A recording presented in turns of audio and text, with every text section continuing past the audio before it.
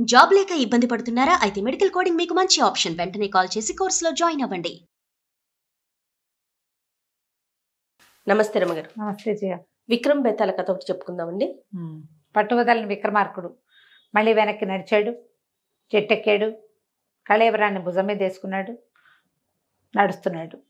కళేబరాన్ని ఆశ్రయించుకుని ఉన్న భేతాళుడు ఒక కొత్త కథ చెప్పడం మొదలుపెట్టాడు. పూర్వం ఒక పల్లెటూరులో ఒక విరూపాక్షుడు అని ఒక ముసలాయన ఉండేవాడు. పిల్ల జల్లా లేరు, ఒంటరిగా ఉండేవాడు. అయితే పరమ కోపిష్టివాడు ఆయన. ఊళ్ళో వాళ్ళకి సహాయంగానే ఉండేవాడు. కోపిష్టివాడు కానీ ఊరి డెవలప్మెంట్కి డబ్బిచ్చేవాడు, కానీ రకాలు. కాకపోతే పని వాళ్ళతో పరమధూర్తుడు. వాళ్ళ ఇంట్లో ఏ పని వాళ్ళు ఉండేవాళ్ళు కాదు. ఎవరు చేరినా వాళ్ళని ఏదైనా పెట్టి కొట్టేసేవాడు, తిట్టిపోసేవాడు, సణిగేవాడు. కొన్నాళ్ళకి ఈయన కొంచెం జబ్బు చేసింది. ఊళ్ళో వాళ్ళంతా అయ్యో అయ్యో ముసలివాడు, వృద్ధుడు ఒకడే అయిపోయాడు, ఎవరు ఉండేవాళ్ళు లేరు, పని వాళ్ళు ఎవరు ఉండట్లేదని ఆ ఊరు ఈ ఊరు వెతికి ఎవడో కుర్రాడు రాంభద్రుడు అని ఒకడు ఆ ఊరు పొట్ట పోసుకోవడానికి వస్తే వాడు కొంచెం దిట్టంగా ఉన్నాడు, బుద్ధిమంతుడు, కామ్గా ఉన్నాడని వాడిని పట్టుకున్నారు ఊరు పెద్దలు. ఒరే పుండ్రి, మన ఈయన దగ్గర విరూపాక్షుడి దగ్గర పని చేయాలరా, పెద్ద జీతం ఇస్తాం, ఎక్కువ జీతం, మరి మేమే మాట్లాడి పెడతాం, కాస్త ఓపికగా ఉండు ఆయన ఉన్నన్నాళ్ళు అని వాడిని ఉంచారు. ఉంచితే ఈయన తెగ తిట్టిపోసేవాడు, చేతికి ఏదంటే అది విసిరేసేవాడు. కాస్త తేడా వస్తే ఒప్పుకునేవాడు కాదు, వంగిపోయి ఉండేవాడు. ఆ మంది ఇవ్వడం ఒక నిమిషం ముందు ఇచ్చినా తిట్టేవాడు, తర్వాత ఇచ్చినా తిట్టేవాడు. అన్నంలో ఓ చిటికి ఉప్పు తక్కువైనా తిట్టేవాడు, ఎక్కువైనా తిట్టేవాడు. నుంచుంటే నుంచున్నావనేవాడు, కూర్చుంటే కూర్చున్నావనేవాడు. ఓ గంట కనపడకపోతే ఏరా ఎక్కడికి వెళ్ళిపోయారో, నువ్వు లేకపోతే నేను ఎట్టా బతుకుతానరా అనేవాడు. మళ్ళీ పోనీ అలాగని ఊరుకునేవాడా, మళ్ళీ కనపడింది గచ్చి మళ్ళీ తిట్టేవాడు. ఇక ఎంత తిట్లుగా ఎంత విసకటగా ఉండేదో. నెలలు గడుస్తున్నాయి. వచ్చిన ఎవరైనా పెద్దవాళ్ళు వాళ్ళు వీళ్ళు ఈయన చూడడానికి వచ్చినప్పుడు, ఓ నాయన ఎంత ఓపికగా ఉన్నావురా, కొంచెం ఓపికగా ఇట్టగే ఉండు నాయన, నీ డబ్బులు మేము వెనకేసి పెడతాం కానీ బాబాబు, ఈ డబ్బంతా పట్టుకుని ఊరెళ్ళి ఇల్లు వాకిలి ఏర్పరచుకుందు కానీ పొలం పుట్ర కొనుక్కుందు కానీ అని చెప్పేవాళ్ళు. ఇక నెలలు గడిచిపోయినాయి. వీడి డబ్బేమో పేరుకుపోతోంది, అక్కడే తిండి అన్నీ నడిచిపోతున్నాయి, డబ్బు అవసరం లేదు వాడికి ఇక క్రమంగా వాడి ఓపిక అయిపోయింది. వాడికి విసుగు పుట్టేయటం మొదలుపెట్టింది. ఏం చెయ్యాలో తెలీదు, పోదామనుంది. మధ్యలో వెళ్ళిపోతే వాళ్ళు డబ్బు ఇవ్వరేమోనని భయం. వాళ్ళంత డబ్బు 500-600 వరహాలు డబ్బులు పోతాయి కదా.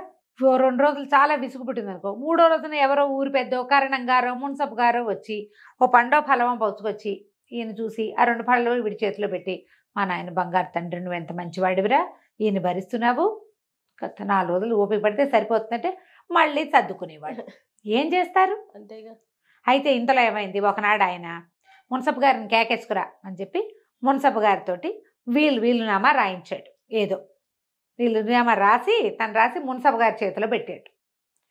సరే, ఏమనిపించింది ఆయనకే నేను అయిపోతాననిపిస్తోంది, అందుకే వీలునామా రాశాడు. ఇక ఎక్కువ రోజులు ఈయన నడవడని ఊళ్ళో అంతా చెప్పుకున్నారు.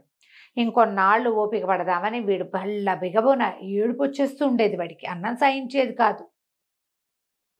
తిట్లు శాపనార్థాలు ఎవడు పడతాడు. రాత్రిపూట పడుకునేటప్పుడు, నాయనా కాళ్ళ నొప్పులురా, నువ్వు లేకపోతే నేను ఎట్టా బతుకుంటానరా, భద్రుడు నువ్వు ఉండాలిరా అనేవాడు. తెల్లారేసరికి స్టార్ట్. అయితే ఏమైంది, ఒకనాటి రాత్రి వీడు మంచి నిద్రలో ఉన్నాడు భద్రుడు. ఆయన పిలిచాడు. వీడు పగలల్లా ఏం తిరుగున్నాడు, ఆ పూట ఇల్లు సర్దాడో వాకిలు సర్దాడో వాడికి సత్తా లేకపోయింది. లేవపోయేసరికి ఏం చేశాడు, పక్కనున్న మంచినీళ్ళు చెంబెత్తి వాడి మొహాన్ని విసిరి కొట్టాడు. చెంబేడి నీళ్ళు ఒంటి మీద పడ్డాయి, చెంబు వచ్చి మూతికి తగిలింది. అయ్యో, పడేసరికి ఒళ్ళు మండిపోయింది వాడికి. నిద్రలో ఎట్లాంటి హదాటం లేస్తారు, లేవటం ఏంటి, ఈయన మొహం మీద 2 చేతులు వేసి నొక్కేసాడు. నొక్కేసేసరికి 2 నిమిషాల్లో అయిపోయాడు. ఏం చేయాలో తెలిసి చంపేశాను నేను. వాడికి అర్థమైంది. ఆ కచ్చ తీరిపోయేసరికి అమ్మా చచ్చిపోయాడు, ఏం చేయాలి తెలియదు, మూలకొచ్చున్నాడు. తెల్లారింది. పాలేళ్ళు వాళ్ళు ఇంకా ఉన్నారు. వీడేమో ఏమంటారు, పర్సనల్ అసిస్టెంట్. వాకిట్లో పాలు తీసేవాళ్ళు, మరి వాకిళ్ళు ఊడ్చేది, ఇల్లు ఊడ్చి తడిబట్టి పెట్టేది, గిన్నెలు తోవేది, ఇంతమంది ఉన్నారా, అందరూ వచ్చారు. అయ్యగారు లేవలేదురా ఏమిటని చూసి, అయ్యో ఇంకేం చిన్న వెధవ, వీడికేం తెలుసు, ఈయన ఎప్పుడో చచ్చిపోయాడు, పాపం పిచ్చి వెధవ, వాడు ఇంకా అయ్యగారు బతికే ఉన్నాడు అనుకుంటున్నాడు అని చెప్పి కేకలు పెట్టి అందరినీ పిలుచుకొచ్చారు. ఊళ్ళో వాళ్ళంతా బాబాయ్ ఎంత ఓపిక, బంగారు తండ్రి వీడు, ఆయన సహజంగానే చచ్చిపోయాడు అనుకున్నారు, కానీ వీడేదో చేసి ఉంటాడని వాళ్ళు అనుకోలేదు. అసలు ఎక్స్పెక్ట్ చేసి ఉంటారు. వీడు రాక్షసుడు, ఈయన కాల్చుకు తినేసాడు ఆ పిల్లాడిని, వీడు కాబట్టి ఉన్నాడండి అంటుంది వంట మనిషి. ఆ పాలు తీసేవాడు అంటాడు, నా కొడుకు అయితే ఎప్పుడో నెత్తి పగలగొట్టి పారిపోయేవాడండి, అందుకే వాడిని పెట్టడానికి భయపడ్డాను. వీడు ఎంత బంగారు కొండండి, ఏ జన్మలో ఆయన కొడుకు అయి ఉంటాడు వీడు, అందుకే వాడు ఉన్నాడండి అంటాడు పాలవాడు. ఊళ్ళో పెద్ద మనుషులు వచ్చి మేము ఎవరికి చూసాం కాదు, వీడు చాలా మంచివాడు, ఆయన అసలు మనుషులు ఉన్నారని కూడా చూడు, ఎంత తిట్టేవాడో, వీడు బిక్క చచ్చిపోయి ఉన్నాడు, తనే చంపేశానన్న అపరాధ భావంతో చచ్చిపోతున్నాడు వాడు. వీళ్ళందరూ ఆయన్ని తిడుతుంటే వీడికి ఏం చేయాలి, ఎబ్బే ఆయన అట్లాంటి వాడేం కాదు, ఆయన మనసు చాలా మంచిది అని వీడే చెప్పుకోవటం మొదలుపెట్టాడు. ఇక మరేం చేస్తాడు? అవునండి, ఆయన నన్ను బాగా తిట్టాడని అనలేడు, తను చంపేశానన్న ఫీలింగ్ తోటి ఉన్నాడు. ఎంత ఆత్మక్షోభకి గురైపోయాడంటే వాడు, వృధాగా చంపేశానే పెద్దవాడిని, ఆయన అంతటా ఆయన ఇంకో 4 రోజులు ఉండిపోయేవాడు. ఎవ్వరూ వీడిని అనుమానించలా. అక్కడి నుంచి ఏముంది పట్టుపట్టు అన్నారు. వీడు బిక్కమొహం వేసుకుని కూర్చుంటే అయ్యో ఇన్నాళ్ళు ఉన్నాడు, 2 ఏళ్ళు 2.5 ఏళ్ళ నుంచి దిగులు పడుతున్నాడు. పిల్ల వెధవ, చిన్న వెధవ కదా, 10 ఏళ్ళన్నా లేవు వాడికి. ఆ వయసుకు దిగులు సహజం కాదు. నాన్నో తాతో పోయారంటే బెంగ పెట్టుకోరా పిల్లలు. అట్లాగని అందరు ప్రతివాడు వాడిని బోదార్చి పోతే పోయాడు పాపిష్టి కొడుకు, వదిలేడు ఇప్పటికైనా నిన్ను అలా అని మాట్లాడారు కొంతమంది. పోలేరా నీ చెర విదిలింది ఇప్పటికీ, ఏ జన్మానో రుణాన్ని పడి నువ్వు ఇక్కడ చేరావు, వాళ్ళు ఇచ్చే డబ్బులు ఏం చేత అని ఇట్లా. సరే సాయంత్రానికి దహనం అయిపోయింది. 3వ రోజుకు ఏదో 5వ రోజుకో దినాలు అవి చేసేసాక అప్పుడు ఆయన ఏం చేశాడు, మున్సబ్ గారు వచ్చి, నేను పేరేంటో మర్చిపోయామే, మనం విరూపాక్షయ్య కాదు అలాంటిదే పేరు మర్చిపోయాను చూసావా నేను, ఈయన విల్లు రాశాడు ముసలాయన అని చెప్పి విల్లు తీసి చదివితే యావదాస్తే రాంభద్రుడి పేరు మీద రాసేసాడు ఆయన. వీడు చిచ్చి నాకొద్దు ఇది అని అందామనిపించింది వాడికి. ఆస్తి అంతా ఎవరికైనా దాన ధర్మాలు చేసేద్దామని ఉంది. నేను చంపేశాను ఆయన్ని, ఆయనేమో పాపం మంచివాడు, నా పేరుతో ఆస్తి కూడా రాశాడు. ఇప్పుడు కాదు ఆయన రాసింది, ఇప్పుడు 6 నెలలు అయింది, 6 months బ్యాక్ రాశాడు. 6 నెలల క్రితం నాకు ఆస్తి ఇవ్వాలన్న ఉద్దేశంతో కాగితం రాసి వీళ్ళ చేతిలో పెడితే నేను చంపేశానా? ఆయన చంపి ఆయన ఆస్తి తీసుకోవచ్చా? వీడికి పిచ్చ చిత్తక్షోభ, ఆత్మక్షోభ.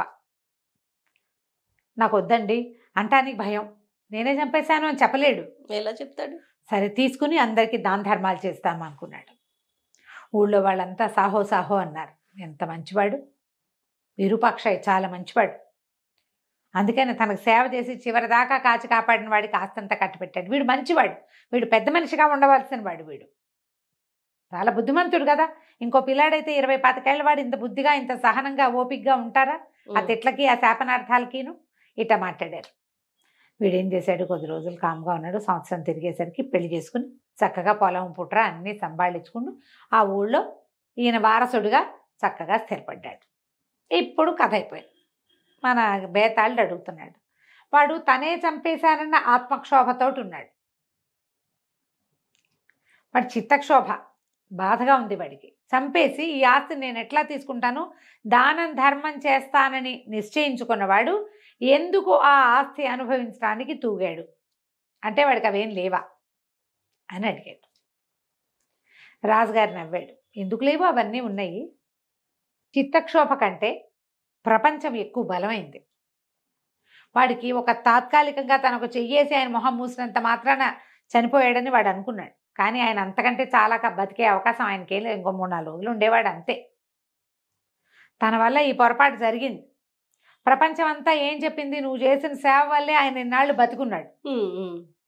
అవును, ఈ 2.5 ఏళ్ళ నుంచి ఆయన బతికి పట్టగట్టాడంటే నువ్వు వీడు చేశాడు కాబట్టి బతికున్నాడు, వీడు సేవించి ఆయన్ని పంపించాడని ప్రపంచమంతా వీడి తాలూకు చిత్తక్షోభను పోగొట్టేసింది. నీ తప్పేం లేదు, నీ పొరపాటు ఏం లేదు, ఈ ఆస్తిని నువ్వు అనుభవించడానికి అర్హుడివి, యోగ్యుడివి, నీకు అన్ని విధాలను యోగ్యత ఉందని ప్రపంచం వాడికి, సొసైటీ తెలియజేసింది. ఆత్మ కంటే సొసైటీ చాలా గొప్పది. వాడు సొసైటీ మాట విని మెల్లిగా తన తాలూకు మనసును సర్దుకుని ఆయన తాను అనుభవించాలని భావించి 6 నెలల క్రితమే, మరణానికి 6 నెలల క్రితమే రాసి ఇచ్చినటువంటి ఆస్తిని వాడు అనుభవించడం మొదలుపెట్టాడు. అందులో తప్పేం లేదని చెప్పాడు. బేతాళుడికి నచ్చింది సమాధానం, కరెక్టే కదా. అంతే. వెంటనే ఏమన్నాడంటే, కానీ నువ్వు మౌనభంగం చేసావు కదా, నేను వెళ్ళిపోతున్నానని మళ్ళీ శవంతో సహా చెట్టెక్కాడు. బేతాళుడు చెట్టెక్కాడు. మన రాజుగారు మళ్ళీ వెనక్కి నడక మొదలుపెట్టాడు. కథ కంచికి మనం ఇంటికి. రైట్. నమస్తే. నమస్తే.